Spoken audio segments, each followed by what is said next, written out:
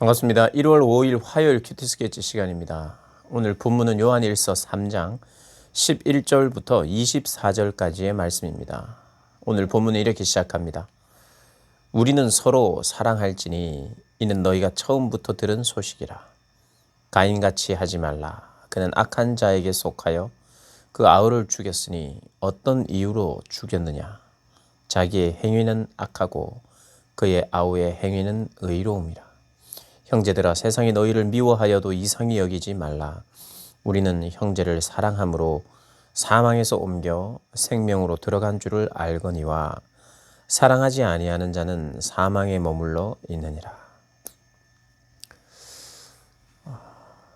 우리에게 주신 모든 것은 하나님이 주신 것입니다. 하나님께서 주시지 않은 것이 하나도 없죠.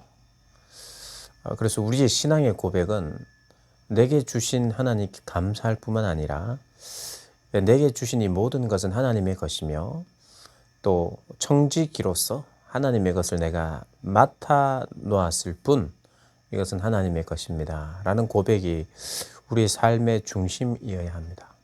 그때 그런 고백이 있을 때에 우리는 형제를 사랑할 수 있어요. 내가 가진 것으로 형제의 궁핍함을 도울 수 있습니다. 오늘 본문은 그 이야기를 합니다. 너희들이 형제를 사랑하지 않고 어찌 나의 사랑이 너희 안에 거한다고 말할 수 있느냐.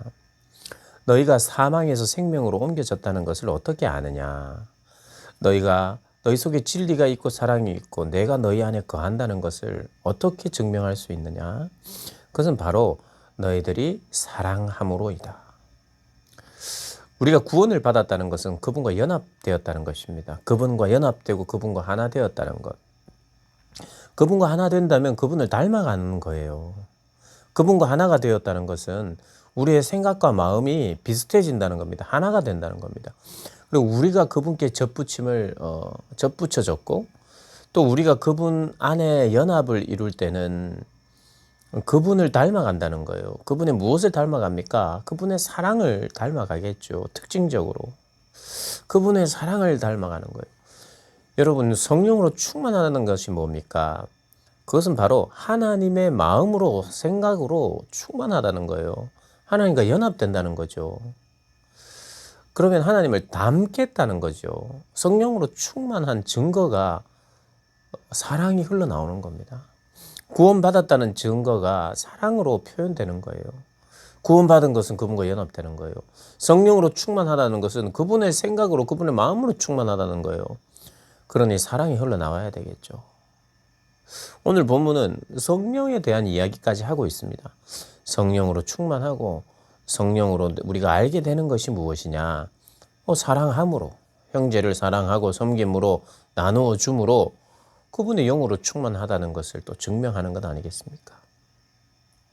그래서 우리는 형제를 사랑하지 않고 내가 예수님을 잘 믿고 있다, 그분께 순종하고 싶어요, 이런 고백을 할 수 없다는 거예요. 형제 사랑, 말로만 하지 않는. 오늘 본문을 보면 이 17절에 누가 이 세상의 재물을 가지고 형제의 궁핍함을 보고도 도와줄 마음을 닫으면 할 때 닫는다라고 하는 이 헬라어 원문은 클레이오라고 하는 단어를 씁니다. 닫다, 클레이오. 이 클레이오라는 단어는요, 의도적으로 마음을 닫는 거예요. 의도적으로 마음을 닫고 고의적으로 고개를 돌리는 거예요. 외면하는 것을 말합니다.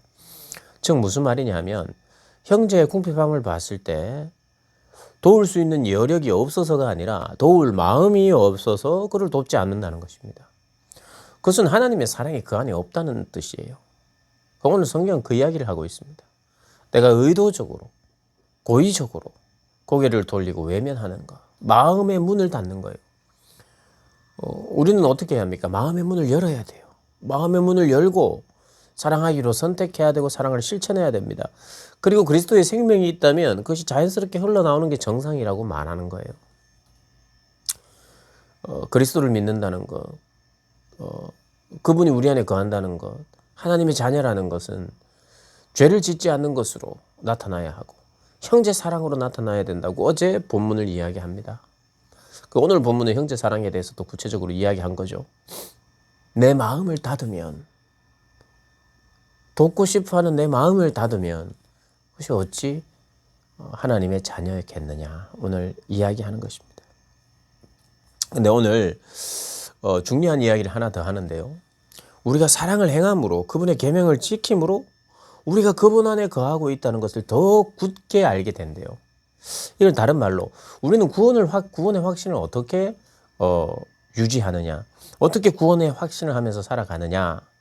이것은 자꾸 네가 어떤 성경 구절 하나를 자꾸 외우고 리마인드 하면서 영접하는 자, 곧 그 이름을 믿는 자에게는 하나님의 자녀가 되는 권세를 주셨기 때문에 나는 자녀이다. 내가 그분을 믿기 때문에 나는 자녀이다. 그것만 자꾸 반복해서 되뇌이라고, 때로는 어떤 사람들은 권면을 합니다. 네 믿음이 연약해질 때, 네가 이렇게 구원이 흔들릴 때 이 말씀을 기억하고 그걸 자꾸 되뇌이라고 합니다. 물론 그런 필요가 있을 때도 있어요. 분명합니다. 그것은 내 감정이나 내 생각을 기반으로 하지 않고 그분의 말씀을 기반으로 하겠다는 좋은 의미지요. 그런데 사실 구원의 확신은 그것으로만 반복해서 이루어지는 게 아니라 그것을 비롯한 하나님의 다른 말씀들, 하나님이 누구신지를 자꾸 알아감으로 말미암아 생기는 게 구원의 확신이에요. 그래서 너희는 구원을 두렵고 떨림으로 구원을 이루라 그랬죠. 그리고 성경은 여러 군데서 그 이야기를 합니다. 너희가 확신하게 되는 것은 너희의 사랑의 실천과 행위로 말미암아 그 안에서 더 확신하게 된다고 이야기해요. 오늘 본문도 그런 이야기를 합니다. 자녀들아, 우리가 말과 혀로만 사랑하지 말고 행함과 진실을 함으로 하자. 이로써 우리가 진리 속에 속한 줄을 안다는 거예요. 내가 말로만 사랑하는 것이 아니라 행함으로 사랑할 때에 진리가 우리 속에 거하는 줄 안대요. 이건 어떤 말이냐 하면 이런 겁니다. 내가 하나님의 사랑으로 누군가를 사랑할 때 그 사랑의 실천의 기반은 하나님이어야 됩니다. 신앙의 고백 위에서 사랑을 해야 돼요. 이 모든 것은 하나님의 것입니다 라고 하는, 나의 것이 아니라 모든 것이 하나님으로부터 왔다는 것을 인정하는 신앙의 고백. 그리고 내가 받은 사랑이기 때문에 나는 이 사랑을 흘러보냅니다. 내가 받은 사랑이 얼마나 큰지를 아는 사람이 그 사랑을 흘러보낼 수 있어요. 그럼 사랑의 실천을 하면서 어떤 것이 생기느냐 하면 하나님의 사랑을 자꾸 생각하는 거예요. 하나님의 자비와 용서를 생각합니다. 내가 받은 은혜, 아낌없이 그리고 조건 없이 나를 사랑하시고 받아내시는 그 하나님을 생각하면서 나도 조건 없이 아낌없이 나의 것을 드립니다라고 하는 이런 신앙 고백 속에, 아 그래, 이 사랑은 내가 나로부터 출발된 것이 아니라 하나님께로부터 출발됐고, 이 사랑은 나의 어떤 더러움이나 연약함 이것과는 관계없이 일방적으로 하나님으로부터 시작된 것인 것을 내가 자꾸 생각하고 기억함으로 말미암아 나의 더러움과 나의 연약함과 나의 추함이 있어도 나를 사랑하시고 받으시는 하나님을 더 바라보게 되기 때문에 구원의 확신이 생기는 거예요. 구원의 확신이 왜 생기느냐 하면 이 구원은 나로부터 출발된 게 아니라는 것을 내 행함으로, 내 삶으로 자꾸 반복하기 때문에 그 진리가 내 속에 있다는 것을, 그리고 더 견고해지고 굳세진다는 것을 알게 된다는 거예요. 무슨 말인지 아시겠죠? 내가 자꾸 성경 구절 한두 구절을 가지고 자꾸 외우고 그래 아니야 내 생각에 의지하지 말자, 나는 구원받은 백성이야, 나는 사랑받는 자녀야 자꾸 이런 되뇌이는 방식으로 그냥 기계적으로 어떤 한두 구절에 의지하는 것이 아니라 내가 사랑을 실천함으로 말미암아 내 안에 흘러나오는 그 하나님 앞에 신앙 고백함으로 말미암아 드려지는 행함이 나로 하여금 조건 없이 받으시는 하나님의 사랑을 더 바라보게 되고 그 사랑을 실천하게 됨으로 말미암아 내가 더 확신하게 되는 거예요. 나의 어떠함 때문에 받는 구원이 아니라 하나님의 어떠함 때문에 받는 구원이구나. 아멘. 구원이구나 하면서 확신하게 된다는 거예요. 그래서 오늘 본문이 그 이야기를 하는 거예요.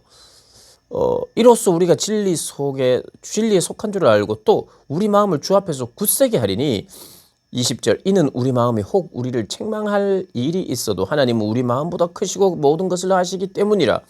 때로는 나도 책망받을 일, 어떤 것들을 발견하게 될 때 하나님이 누구신지를 알게 되었고 고백하게 되었고 행했기 때문에 그것이 빨리빨리 적용이 되고 그분의 사랑과 용서를 내가 빨리 받아들일 수 있다는 거예요. 그러면서 내 구원은 내 비록 실수나 내 죄가 있어도 더 확신하게 되는 거예요. 그러니 구원을 이루어가고 구원의 확신에 있어서 얼마나 중요한 요소입니까?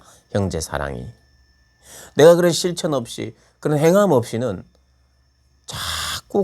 자꾸 맹목적으로 기계적으로 어떤 말씀을 자꾸 내가 생각함으로 말미암아서 굉장히 이게 비이성적이고 비인격적인 것 같은 방법으로 신앙생활을 하게 된다고요.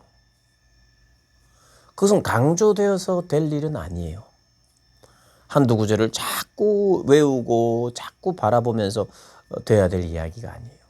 행함으로. 이게 다 유기적으로 연결되어 있어요. 알고 지성적으로 지적으로 알고 그것은 내 마음 안에서 내 감동이 있고 감성적으로도 깨닫게 되고 느끼게 되고 또 행함으로 그것을 완성하게 되고 또 알아가게 되고 행함으로 끝나는 것이 아니라 그 행함이 또 알게 되고 아는 것이 느껴지게 되고 느껴지는 것이 또 행하게 되고 때로는 분투하며 내 마음을 열고 결단하면서 그분의 사랑을 실천할 때 그분을 더 느끼게 되고 그분의 사랑을 실천할 때 또 그분을 알게 되고 아는 만큼 실천하게 되고 아는 만큼 느끼게 되고 느낀 만큼 실천하게 되고 느끼고 알고 실행하는 것이 이게 유기적으로 이 행동이 진행되는 거예요. 성령의 역사도 마찬가지입니다. 성령은 우리에게 알게 하고 깨닫게 하고 행하게 하는데 행함으로 말미암아 성령으로 말미암아 행하게 될 때 성령 안에서 알게 되고 성령 안에서 알게 됨으로 말미암아 느끼게 되고 그래서 오늘 본문이 그 이야기를 하는 거예요. 사랑하는 자들아 만일 우리 마음이 우리를 책망할 것이 없으면 하나님 앞에서 담대함을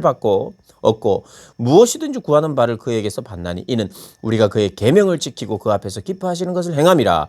그의 계명은 이것이니 곧 그 아들 예수 그리스도의 이름을 믿고 그가 우리에게 주신 계명대로 서로 사랑할 것이니라. 24절에 그의 계명을 지키는 자는 주 안에 거하고 주는 그의 안에 거하시나니 우리에게 주신 성령으로 말미암아 그가 우리 안에 거하시는 줄을 우리가 아느니라. 성령으로 말미암아도 알게 되고 성령으로 확신하게 되고. 그래서 여러분 성령으로 충만하다는 게 뭡니까?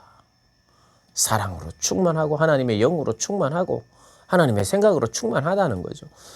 성령으로 충만하다는 게 그냥 신비적인 영역, 막 방언을 하고 예언을 하고 이런 것에만 여러분 매어서는 안 됩니다. 성령은 오셔서 거룩하게 하는 영이에요. 성령은 오셔서 회개하게 합니다. 사람으로 하여금 거룩하게 하고 회개하게 해요.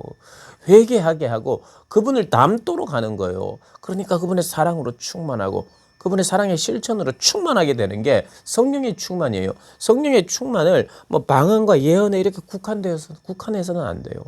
성령의 강력한 역사는 언제나 사도행전의 시작을 보면 성령의 역사는 그로 하여금 회개하게 하고 거룩하게 하는 거예요. 그리고 그분을 닮도록 하는 거예요. 그 잊지 않고 여러분 신앙생활 하시고 살아가시기를 주님의 이름으로 축복합니다.